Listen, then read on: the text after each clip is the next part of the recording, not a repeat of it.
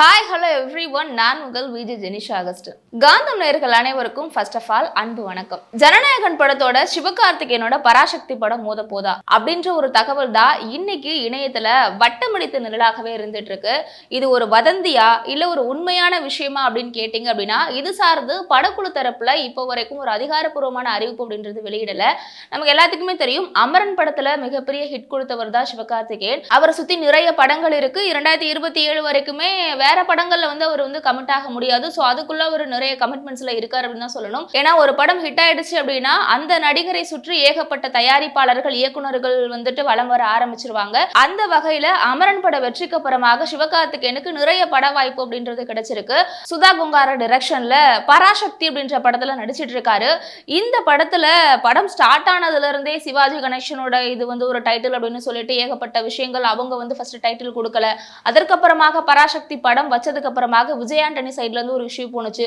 So இந்த போல பராசக்தி படத்திற்கு சுத்தி சுத்தி சூறக்காத்து அடிக்கிற மாதிரி சுத்தி சுத்தி நிறைய விஷயங்கள் அந்த படத்திற்கு நிறைய ப்ராப்ளமாவே போனுச்சு. இப்ப என்ன விஷயம் அப்படின்னு கேட்டீங்கன்னா, பராசக்தி கூட விஜயோட ஜனநாயகன் படம் மோத போதா அப்படின்ற ஒரு விஷயம் தான். தளபதி 69 படம் தான் ஜனநாயகன். இந்த படத்தோட படப்பிடிப்பு பணிகள் அப்படின்றது ஆல்மோஸ்ட் முடிய போகுது. அது மட்டும் இல்லாம இந்த படம் அக்டோபர் மாசத்துல இந்த இயர்ல ரிலீஸ் ஆகும் அப்படின்னு சொல்லியிருந்தாங்க. அதற்கப்புறமாக விஜய் அரசியல என்ட்ரு ஆகிருக்கிறது அப்படின்றதுனால இந்த படம் கிட்டத்தட்ட நெக்ஸ்ட் இயர் இந்த ஏப்ரல் மாசம் மார்ச்ல தான் எலெக்ஷன் அப்படின்றது வரும். ஸோ அக்டோபர்ல ரிலீஸ் பண்ணிட்டோம் அப்படின்னா அதனுடைய தாக்கம் அப்படின்றது எலெக்ஷன் வரைக்கும் ஒரு பேசுபொருளா மாறாது. எலெக்ஷனுக்கு முன்னாடி நெக்ஸ்ட் இயர்ல ஜேர்ன்ல ரிலீஸ் ஆனிச்சு அப்படின்னா அதனுடைய தாக்கம் இம்பாக்ட் அப்படின்றது ஒரு 4 and 5 monthsக்கு ஒரு பேசுபொருளாக போகும் அப்படின்ற ஒரு கான்செப்ட்ல இந்த படம் ஜேர்னுக்கு தான் ரிலீஸ் ஆகும் அப்படின்னு சொல்லி ஜனநாயகன் படக்குழுல இருந்து ஒரு அறிவிப்பு வந்திருக்கு. அதே போல சிவகார்த்திகேயனோட பராசக்தி படமும் ஜேர்னுக்கு தான் ரிலீஸ் ஆகும் அப்படின்னு சொல்லியிருக்காங்க. ஸோ இதை வச்சு பார்க்கும் பொழுது இந்த இரண்டு படமும் ஒரே நாள்ல ஜேர்ன் மாசம் நெக்ஸ்ட் இயர் ரிலீஸ் ஆகுமா அப்படின்ற ஒரு கொஸ்டின் தான் இப்போ வரைக்குமே இருந்துட்டு இருக்கு. இது மட்டும் இல்லாம இந்த பொங்கல் பண்டிகையை முன்னிட்டு இந்த வருஷம் விடாமுயற்சி அப்படின்ற படம் ரிலீஸ் ஆக போகுது அப்படின்னு நிறைய தகவல்கள் வெளிவந்தது. ஆனா விடாமுயற்சி படம் இந்த மாசம் 6ஆம் தேதி அப்பதான் ரிலீஸ் ஆனச்சு. அதே போல நெக்ஸ்ட் இயருக்கு ஜேர்ன்ல ரிலீஸ் ஆக போகுது அப்படின்ற இந்த இரண்டு படங்களோட இந்த ஒரு வரவேற்பு அப்படின்றது இந்த இயர்லயே ஒரு பேசுபொருளாக மாறி இருக்கு. என்ன விஷயம் அப்படின்னா, சிவகார்த்திகேயன் பராசக்தி படத்திற்கு அப்புறம் நிறைய படங்கள்ல கமிட் ஆகியிருக்காரு அப்படின்றதுனால அடுத்தடுத்து படங்களை பண்ணணும் அப்படின்ற ஒரு கான்செப்ட்ல இப்போ இந்த படத்தை சீக்கிரம் முடிக்கணும் அப்படின்ற ஒரு இதுல இந்த படம் ஃபுல் ஃபோக்கஸ்டா படப்பிடிப்பு பணிகள் அப்படின்றது ஒரு புறம் போயிட்டு இருக்கு. இந்த ஒரு நியூஸ் அப்படின்றது வெளிவந்திருக்கு. ஆனா இது சார்ந்து இரு தரப்பினரிடையே எந்த ஒரு, அதாவது இரண்டு படக்குழு சார்பாக இப்போ வரைக்கும் அதிகாரப்பூர்வமான அறிவிப்பு அப்படின்றது வெளியிடல. சோ நம்ம வெயிட் அண்ட் சீ பொறுத்திருந்து பார்க்கலாம். அடுத்ததாக இந்த ஒரு 3 ஆக்டர்ஸ் தான் நிறைய படங்கள்ல கமிட் ஆகி இருக்காங்க அப்படின்னே சொல்லுவேன். அதுல ஃபர்ஸ்ட் ஆஃப் ஆல் சிம்பு இருக்காரு, அடுத்ததாக தனுஷ், அதுக்கப்புறம் சிவகார்த்திகேயன். நம்மளுக்கு தெரியும் சிம்புவோட பர்த்டே முன்னிட்டு அவர் 3 படங்களோட அப்டேட்டை ரொம்பவே விறுவிறுப்பா 3 படங்களோட அப்டேட் 51, 50, 49 அப்படின்ற வரைக்குமே அப்டேட் வெளி வந்துருச்சு.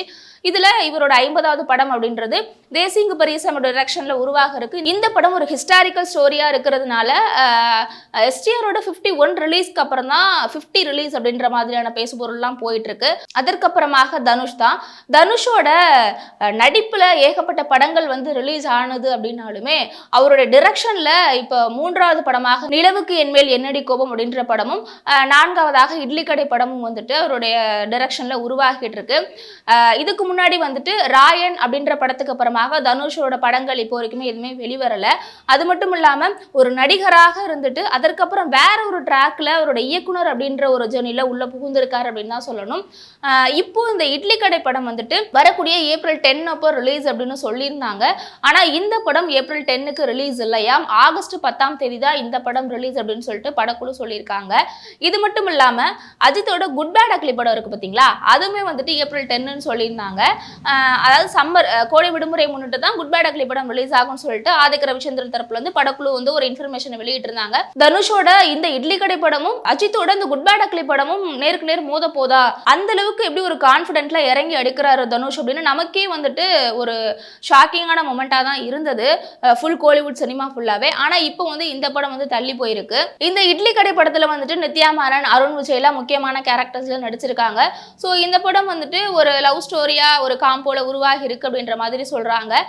இந்த படத்திற்கு மீதான எதிர்பார்ப்பு அப்படின்றது அதிகமாகிட்டு தான் இருக்கு. ஸோ இந்த படம் வந்து வெளிவந்ததுக்கு அப்புறம் இந்த படத்தோட வரவேற்பு, இந்த படத்தோட இம்பாக்ட் எல்லாம் எப்படி இருக்கு அப்படின்றத நம்ம பொறுத்திருந்து தான் பார்க்கணும். அதற்கப்புறமாக அஜித்தோட விடாமுயற்சி படத்திற்கு அப்புறமாக குட் பேட் அக்லி படத்துலையும் அவர் வந்து நடிச்சு முடிச்சுட்டாரு.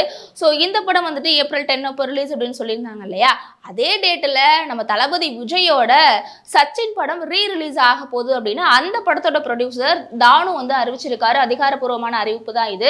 இது மட்டும் இல்லாம போன ஏறப்போ கில்லி படத்தோட ரிலீஸ் வந்துட்டு ஆயிருந்தது தியேட்டர்ஸ் முழுக்க.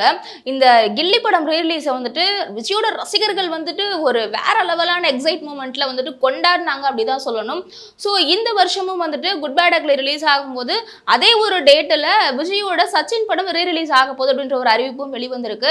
ஸோ ஏப்ரல் 10 அப்போ இந்த இரண்டு படங்களும் மோத போகுது அப்படின்றதான் இங்க உண்மை. அது மட்டும் இல்லாம இப்ப தனுஷ் வந்து தனுஷோட டைரக்ஷன்ல நிறைய படங்கள் உருவாகிட்டு இருக்கு அப்படின்னு சொன்னேன் இல்லையா, அதே போல அவருடைய 57வது படத்தை யாரு டைரக்ட் பண்ண போறாங்க அப்படின்னா லப்பர் பந்தோட டைரக்டர் தமிழரசு பச்சைமுத்து. இவரு தான் வந்துட்டு தனுஷோட 57வது படத்தை வந்து கையில் எடுத்திருக்கிறாரு. இந்த படத்துல வந்துட்டு முக்கியமான ரோல்ல ஹீரோயினா சாய் பல்லவி நடிக்க இருக்காங்க. அதுக்கப்புறம் அருள்நிதி வந்துட்டு ஒரு முக்கியமான கேரக்டர்ல நடிக்க இருக்காரு. இந்த படத்துல தனுஷும் வந்து நடிக்க இருக்காரு.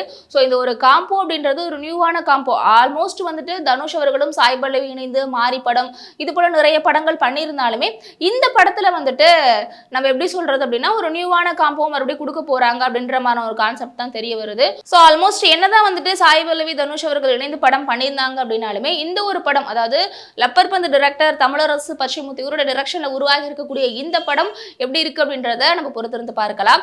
அதற்கப்புறமாக நேற்றைக்கு பிரதீப் ரங்கநாதனோட அந்த டிராகன் படத்தோட ட்ரைலர் தாங்க வெளிவந்திருக்கு. நீங்க எல்லாருமே பார்த்திருப்பீங்க. அது மட்டும் இல்லாம நம்ம பிரதீப் ரங்கநாதன் அப்படின்னு சொன்னாலே எனக்கு ஞாபகம் வருது லவ் டுடே படம் தான். ஏன்னா லவ் டுடே படம் மூலியமா தான் இவரு வேற லெவலா வந்துட்டு தமிழ் ரசிகர்களிடையே ஒரு தெரியக்கூடிய ஒரு ஆக்டராகவே மாறினாரு. ஒரு சின்ன மொபைல் போனை வச்சுக்கிட்டு இப்ப இருக்கக்கூடிய ரியலிஸ்டிக் ட்ரூவான லவ் 2K கிட்ஸ்குள்ள இப்படிதான் இருக்கா அப்படின்றத ரொம்பவே வந்துட்டு அது எப்படி சொல்றது ஒரு கிரியேட்டிவ் ஸ்டோரியாகவும் இருக்காது. இப்போ இருக்கக்கூடிய ஒரு ப்ராக்டிக்கலான ஒரு மொமெண்ட்ல கொண்டு போயிருக்காரு அப்படின்னு அந்த படத்தை சொல்லணும். ஸோ அந்த படம் வந்து அதிகமான ஒரு வசூலையுமே தாண்டி அதற்கப்புறம் விமர்சனங்கள் அப்படின்றது அந்த அளவுக்கு அந்த படத்துக்கு வைக்கப்படலை. அப்போ எல்லாருமே இந்த படத்தை பாராட்ட ஆரம்பிச்சாங்க. அதற்கப்புறமாக இவர் நம்ம எப்படா ஸ்க்ரீன்ல பார்ப்போம், எப்படா ஒரு தியேட்டர்ல பார்ப்போம் அப்படின்ற ஒரு மொமெண்ட்ல தான் இருந்தோம். ஸோ அதற்கெல்லாம் ஈக்குவலைஸ் பண்ற மாதிரி இப்போ வந்துட்டு டிராகன் படத்தில் நடிச்சிட்டு இருக்காரு. இது மட்டும் இல்லாமல் இந்த படத்தில் சிம்பு அவர்கள் ஒரு பாட்டு கூட ஏண்டி என்ன விட்டு போனன்ற ஒரு சாங் கூட பாடி ரீசெண்டா வந்துட்டு இந்த பாட்டு வந்து வெளியானது. சோ இந்த படத்திற்கு சிம்பு பாடிய இந்த ஒரு பாடல் மீது நிறைய ஒரு ஹைப் இருக்கு அப்படின்றதா உண்மை. அதையுமே தாண்டி கோமாளி படம் மூலியமாக தான் பிரதீப் ரங்கநாதன் தமிழ் இண்டஸ்ட்ரிக்கு அறிமுகமானாரு. அதற்கப்புறமாக லவ் டுடே படத்தை அவரே டைரக்ட் பண்ணி அவரே வந்துட்டு நடிச்சிருந்தாரு. சோ அந்த படம் ஒரு மிகப்பெரிய ஒரு அளவுல பேசப்படக்கூடிய ஒரு படமா மாறுச்சு. இப்போ இந்த டிராகன் படத்துல வந்துட்டு இந்த படத்தோட டைரக்டர் வந்து அஸ்வத் மாரிமுத்து தான். இந்த படத்துல வந்துட்டு அனுபமா பரமேஸ்வரன், விஜய் சித்து, மிஸ்கின், ஸ்னேகா, பிரதீப் ரங்கநாதன் இந்த மாதிரி ஏகப்பட்ட திரை பிரபலங்கள் நடிச்சிருக்காங்க அப்படின்னு தான் சொல்லணும். அது மட்டும் இல்லாம விஜய் சித்து ஆல்ரெடி இன்னொரு படத்துல கமிட் ஆகி அதனுடைய ட்ரைலர் கூட இன்னைக்கு ரிலீஸ் ஆக போகுதுன்ற மாதிரி ஒரு தகவல் பார்த்தேன். அதற்கப்புறமாக அவரோட நடிப்புல ஒரு மெஜாரிட்டி ஃபிலிம் அப்படின்ற ஒரு பேஸ்ல பார்த்தோம் அப்படின்னா இந்த ஒரு படம் அப்படின்றதா விஜய் சித்துவுக்கு ஃபர்ஸ்ட் படம். ஸோ இந்த படத்துல ஒரு ஆக்டிங் எப்படி இருக்கு அப்படின்றத நம்ம வெயிட் பண்ணி பார்க்கலாம். அது மட்டும் இல்லாம இந்த படத்தோட ட்ரைலர் வந்துட்டு நேத்துக்கு நம்ம பார்த்திருந்தோம். அந்த ட்ரைலர் சீன்ல வந்துட்டு ஃபர்ஸ்ட் ஆரம்ப காட்சி எப்படி இருக்கும் அப்படின்னு பார்த்தோம் அப்படின்னா எனக்கு அந்த பேட் பாய்ஸ் அப்படின்றவங்களெல்லாம் எனக்கு ரொம்பவே பிடிக்கும் அப்படின்ற ஒரு டயலாக்ஸ் தான் அந்த ட்ரைலர்ல இருந்துச்சு. அதுக்கப்புறமாக பிரதீப் ரங்கநாதன் வந்துட்டு ஒரு காலேஜ்ல ஒரு ரூடான ஆட்டிடியூட் காமிக்கக்கூடிய நான் தான் கெத்து, என்னை தவிர வேற யாரும் இங்க இல்லை அப்படின்ற மாதிரியான ஒரு கெத்து காமிக்கக்கூடிய கேரக்டர்ல இருக்கிறாரு, நடிக்கிறாரு அப்படின்ற மாதிரியான விஷயங்களும். அதுக்கப்புறமாக அவர் வந்துட்டு ஃப்ரெண்ட்ஸ் கிட்ட இருந்து காசுலாம் வாங்கி ஃபேமிலி கிட்ட கொடுக்கறது, அதே போல ஃபேமிலி கிட்ட இருந்து பொய் சொல்லி காசு வாங்குறது, இது ஒரு பக்கம் இருக்க. இன்னொரு பக்கம் லவ், பிரேக்கப்பு, டான்ஸு, மியூசிக்கு, அதுக்கப்புறம் சென்டிமெண்ட்டு, அந்த மாதிரி இந்த படத்துல ஃபுல்லா கமர்ஷியலான பிளாட்ஸ் இருக்கு அப்படின்றதா உண்மை. ஸோ இந்த படத்தோட ட்ரைலர் சீனை பார்க்கும் பொழுது நல்ல ஒரு வரவேற்பு அப்படின்றதான் கிடைச்சிருக்கு. ஸோ ட்ரைலருக்கே இவ்வளோ எக்ஸ்பெக்டேஷன் இருக்கும் பொழுது இந்த மூவிக்கும் அதிகமான எக்ஸ்பெக்டேஷன் தான் இருக்கு அப்படின்றதான் உண்மை.